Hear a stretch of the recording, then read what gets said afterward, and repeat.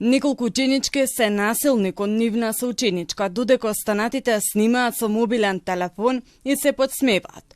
Вознемирена и оставена без подршка, девојчето се обидува да си го одземе животот.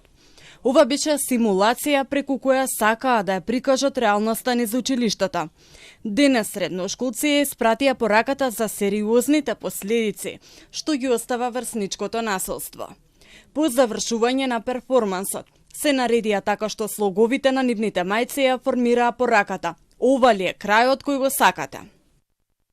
По повод Меѓународниот ден на детето, учениците со порака, насилството не смее да се игнорира. Сум бил сведок многу пати поради тоа што нажалост е многу често нешто што се случува во училиштето. Прво пробувам да видам за што станува збор, па потоа ако можам сам презам мерки како пробам да ја решам ситуацијата измеѓу децата, но тоа ако не успе се преминувам на повисоко ниво како одење кај психологот. Поентата е луѓе да ги видат, како да речем, ефектите на меѓуврсничкото насилство и пораката општо на настапот е кога ќе видиме некаков вид насилство да се обидеме да го спречиме, да ги преземеме соодветните мерки.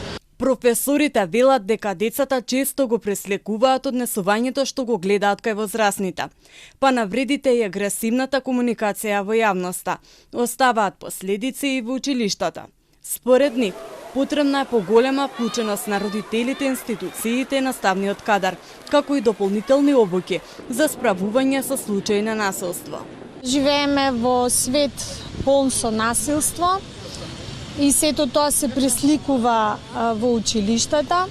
Нашите ученици заслужуваат безбедна училишна средина, а тоа може да го постигнеме само ако заедно родители, наставници и институции изградиме средина на мир, почит и љубов. Неодамна Министерството за образование најави измени на Законот за основно образование, со кои се предвидува родителите да платат 250 евра доколку нивното дете изврши врсничко насилство или одбиваат да соработуваат со институциите.